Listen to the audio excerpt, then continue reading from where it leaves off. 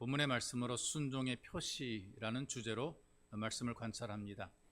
여러분들이 보물이라고 생각하는 것들이 있습니다. 보석을 특별히 보물로 여기게 되는데, 여러분들이 알고 있는 보석들은 대부분 땅속 깊은 곳에 묻혀 있죠. 이걸 캐고 다듬어서 만들어지게 됩니다. 결코 쉬운 일은 아니죠. 땅에서 캐어난 그 광물로 불에 녹여서 금을 만들어내고 또 은을 만들어내고 다양한 보석들을 만들어냅니다.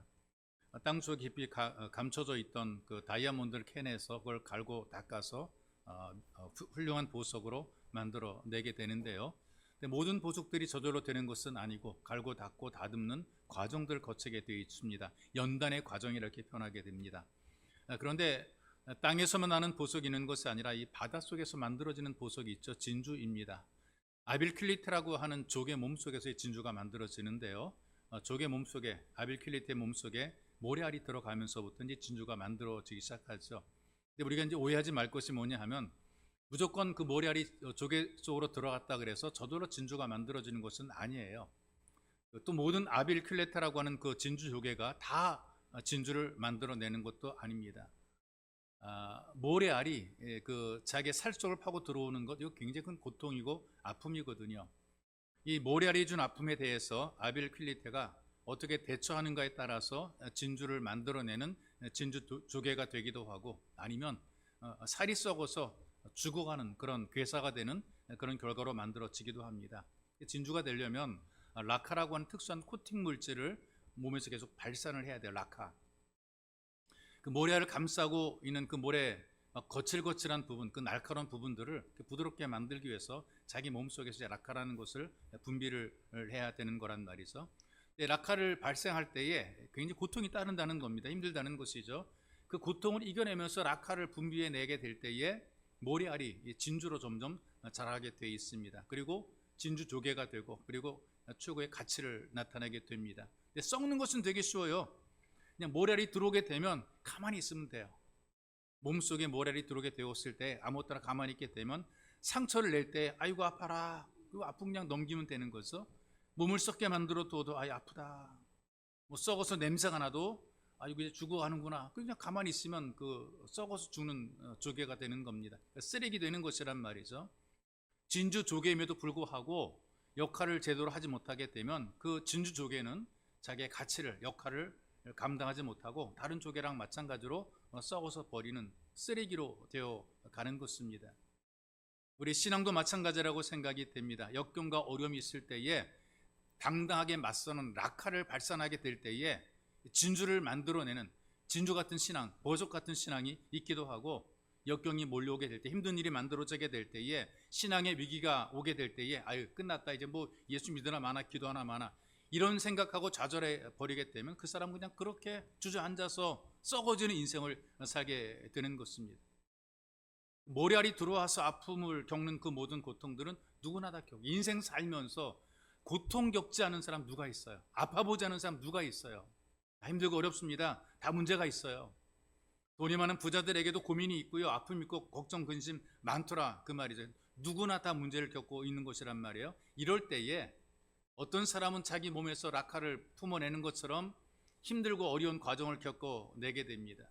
그래서 이런 일들을 통해서 그 문제를 극복해 나가게 되는데, 이 진주로 만든 보화를 만들어 가는 그런 라카라는 물질을 발산하게 되는 것, 이걸 우리는 순종의 과정, 연단을 통해서 순종하는 과정이라고 우리가 설명할 수가 있어요. 말씀했는데 그 순종하다 보게 되면 죽을 것만 같지만 그러나 하는 겁니다. 그러다 보게 되면 우리 인생이 달라지게 돼 있단 말이죠. 하나님께 대한 완전한 순종, 말씀을 우리에게 줄 때 그 말씀을 따라 기꺼이 순종할 때에 이 우리 몸에 라카가 발생이 되고 위기와 어려움을 극복해내게 되는 겁니다. 진짜 신앙은요, 모래알처럼 찌르는 그런 아픔이 다가올 때에 그 속에서 주시는 하나님의 음성을 듣게 돼요. 왜 이런 고통이 내게 있을까? 왜 이런 문제가 내게 발생했을까? 내 인생은 왜 이렇게 힘들까? 어떤 문제가 내게 있는 것이 아닐까? 이 상황을 보면서 이걸 그냥 넘기지 않아요. 그리고 그 모래로 찌르는 그런 아픔 속에서 이걸 어떻게 하면 좀 더 멋지게 만들어 갈까? 기도하면서 하나님 말씀을 따라 순종하다가 고통을 복으로 바꿔 나갔죠. 인생을 더 멋지게 역전시키는 그런 삶으로 살아가는 것입니다. 그래서 순종이라는 의미는 내가 그 일을 감당하는 것이 아니고요, 내가 하고 싶은 대로 하는 것이 아니라 하나님께서 말씀하신 것을 그대로 따르는 것입니다. 힘들지만 따르는 것이죠. 이런 순종의 표시를 가진 교회가 어떤 교회인가, 여러분들에게 읽어드린 말씀처럼 데살로니가 교회가 이런 순종의 표시를 가진 교회입니다. 칭찬하는 이 모습이 말씀 속에 담겨져 있는데요, 3절 4절의 말씀이 이렇게 얘기를 합니다. 형제들아, 우리가 너희를 위하여 항상 하나님께 감사할지니 이것의 당연함은, 하나님 앞에 감사하는 게 당연하다 그랬어요. 너 믿음이 더욱 자라고 너희가 다 각기 서로 사랑함이 풍성함이니 그러므로 너희가 견디고 있는 모든 박해와 환난 중에서 너희의 인내와 믿음으로 말미암아 하나님의 여러 교회에 우리가 친히 자랑하노라, 이렇게 얘기했어요. 칭찬받을 만한 이유가 있는 교회고 칭찬받을 만한 이유가 있는 신앙이며 성도라는 것이죠. 감사할 만하고 다른 모든 교회에 자랑할 만한 그런 교회며 그런 성도라, 이렇게 지금 바울이 소개를 하고 있어요. 왜? 어려움 속에서 믿음이 자라고 서로 사랑하는 사랑이 풍성해졌다는 것입니다. 어려움 중에서 믿음이 자란다는 것이요, 이제 우리가 남들을 바라볼 때는 되게 쉬워요. 아, 저 사람 참 어려움 속에서 믿음을 잘 지켜내네. 근데 남들이 하는 것을 보게 되면 나도 할 수 있을 것 같아. 아, 저 정도는 나도 하겠다. 나도 하겠다. 저런 어려움들이 있을 때 좀 믿음을 극복해내는 것은 나도 하겠다. 그런데 여러분, 쉬워 보여도 내 문제가 되게 되면 이거 못 넘는 분들이 굉장히 많습니다. 해보면 아, 이게 쉬운 게 아니구나, 아무나 할 수 있는 것이 아니구나, 이렇게 느끼며 경험하게 되는 거죠. 그래서 존경스러운 겁니다. 그 위기와 고민과 아픔과 상처를 뛰어넘어서 믿음 생활을 잘하시는 사람들을 보게 되면 존경스럽죠. 어떻게 저렇게 힘든데 믿음 생활을 할까, 존경스럽단 말이죠. 다 할 것처럼 생각이 되는데 내 문제로 다가올 땐 주저하는 분들이 너무나 많아서 그런 거죠. 운전면허 요즘에 많은 분들이 뭐 어린아이들, 뭐 남녀 다 운전면허를 많이 따요. 뭐 지금도 계속 차들이 많아지고 있고, 그냥 어떤 때 그냥 너무나 빡빡해가지고 도대체 도로에 나가면 주차장인지 도로인지 모를 정도로 대한민국 차가 다 몰려왔나 그런데 그렇지 않더라고요. 다른 데는 또 다른 데대로 또 차가 또 빡빡해요. 그러니까 굉장히 차가 많아요. 그만큼 운전면허 따신 분들이 많다는 얘기죠. 남들이 다 따니까 여러분 쉽게 딸 것 같은데요, 그까짓 거라고 생각했다가 떨어지는 경우들이 많아요. 저도 많이 떨어졌거든요. 근데 또 이런 경우들이 있더라고요. 운전 한 방에 그냥 해버리는, 한 방에 따요.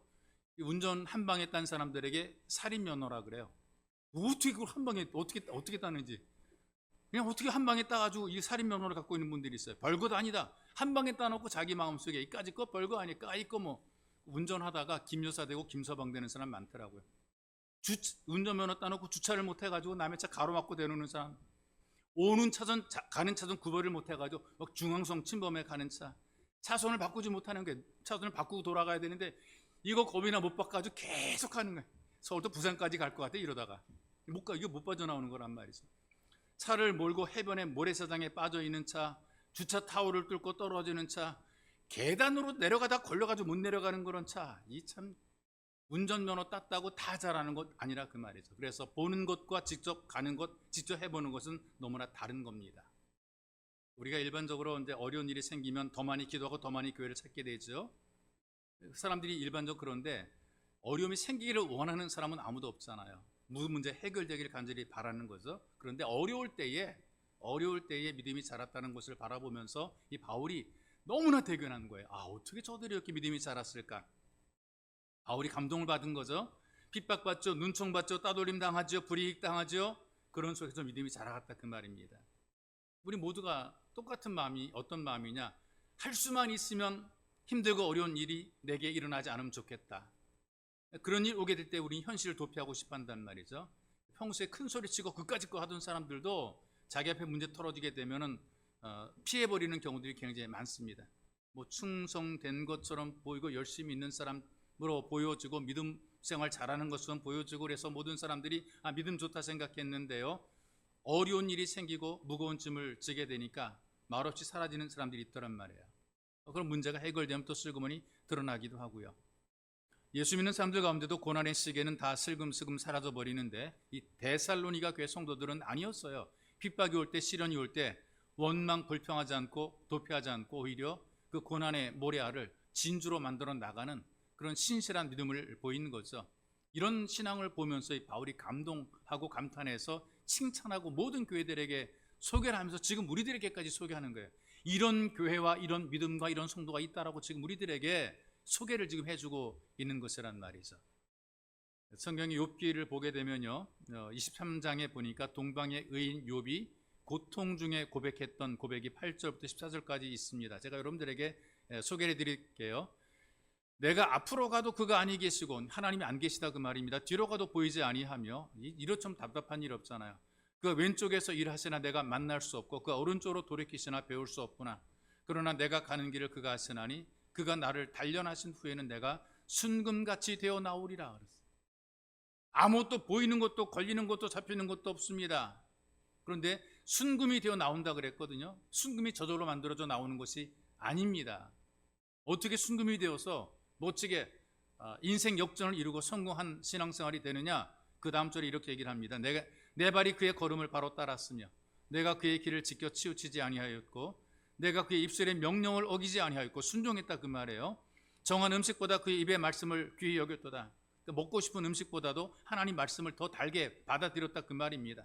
그는 뜻이 일정하시나 누가 능히 돌이키랴. 그의 마음에 하고자 하시는 것이면 그것을 행하시나니 그런즉 내게 작정하시는 것을 이루실 것이라. 이런 일이 그에게 많이 있느니라. 고난과 아픔이 있지만 그러나 이걸 뛰어넘고 이겨낼 수 있도록 하나님 힘주시는 믿음을 지켜내겠다 그 말입니다. 현실은 고통이고 어려움인데 그래서 하나님을 찾아봤는데 하나님께서 안 보였어요. 아무리 하나님을 불러도 하나님께서 응답을 안 하셨어요. 그런데 마음속에는 이거 하나 확실하게 가지고 있었더라고요. 하나님은 나와 함께 하신다. 그래도 내가 고통 속에 있을지라도 내가 망해도 내가 실패해도 내가 무너져도 그래도 하나님은 나와 함께 하신다. 내가 아파도 하나님께서 나와 함께 하신다. 이 믿음을 가지고 있었단 말이죠. 그래서 원망 불평보다 말씀에 순종했고 어떻게든지 살아보려고 말씀대로 살아보려고 애썼고 하나님을 더 많이 의지했더니 하나님이 2배로 복을 주었다. 그런 거란 말이죠. 핍박과 고난의 시기에도 믿음을 포기하지 않았습니다. 삶이 곤두박질 칠 때에도 더 하나님을 믿었단 말이죠.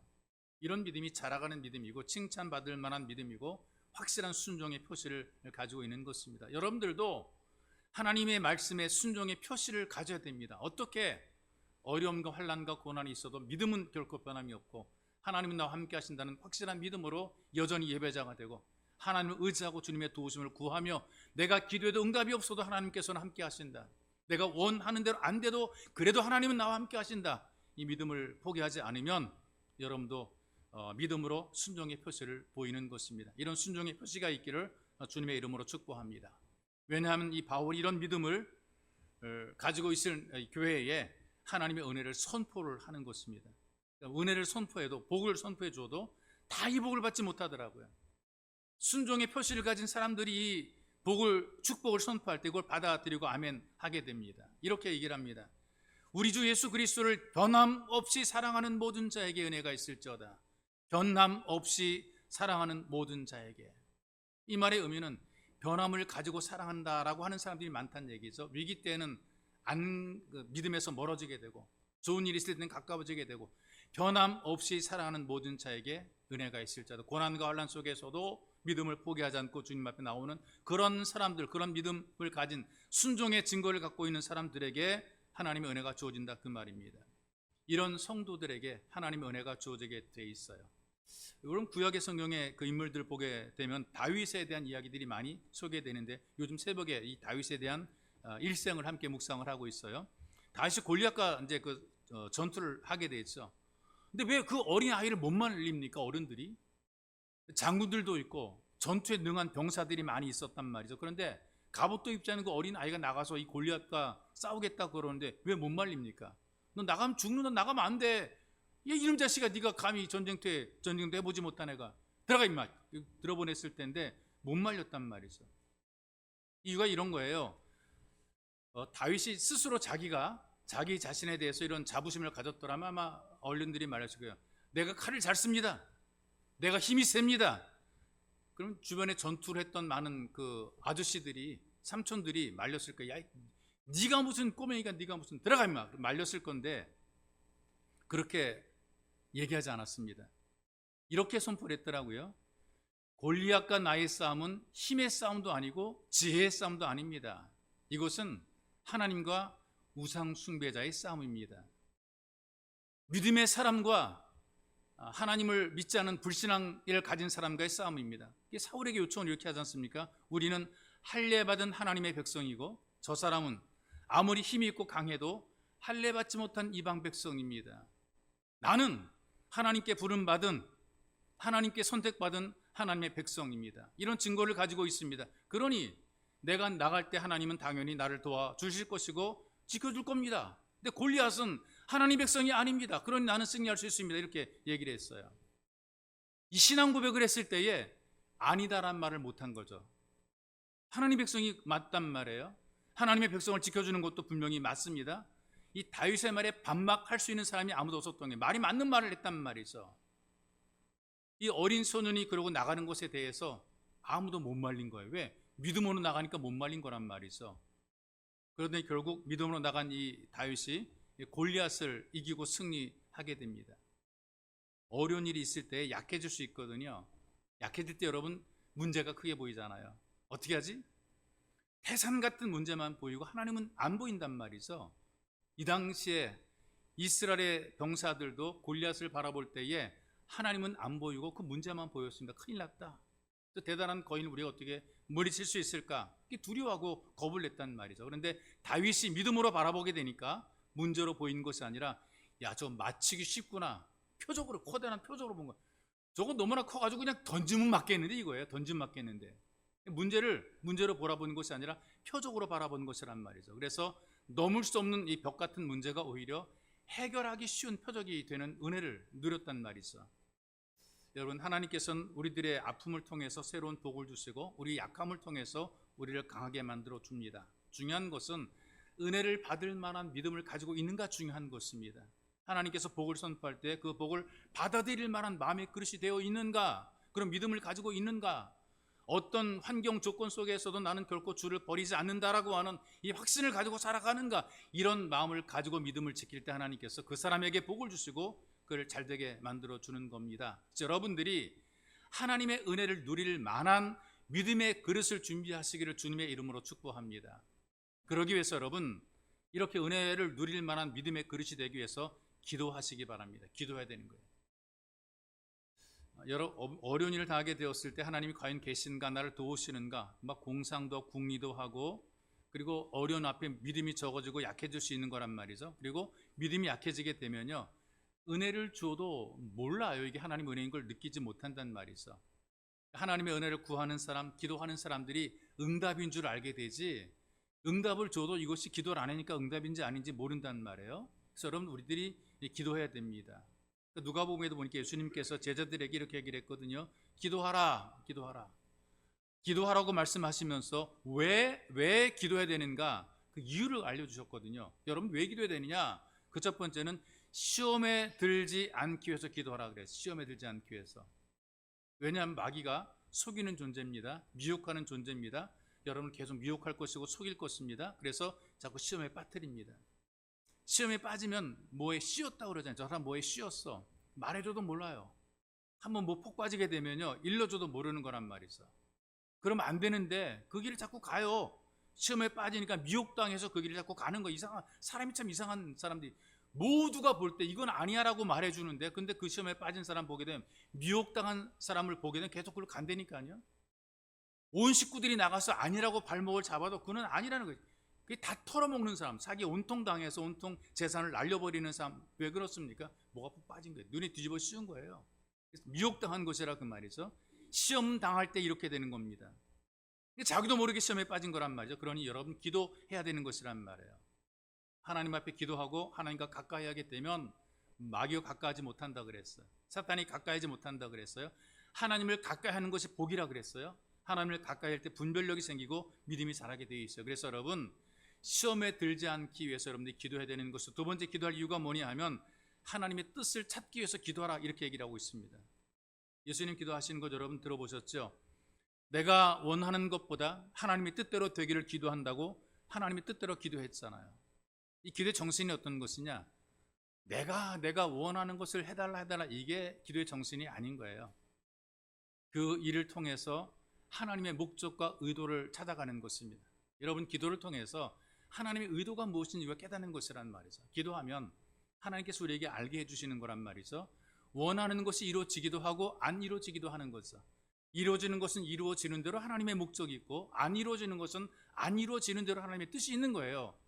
여러분들이 기도하다 보게 되면 하나님의 뜻이 어디 있는가를 분별하게 되는 거란 말이죠. 그리고 가만히 있다고 저대로 되는 것이 아니라 기도하다 보게 되면 그 기도를 통해서 하나님께서 주시고자 하는 것들을 받아 누리게 되어 있고, 이걸 깨닫게 되어 있단 말이에요.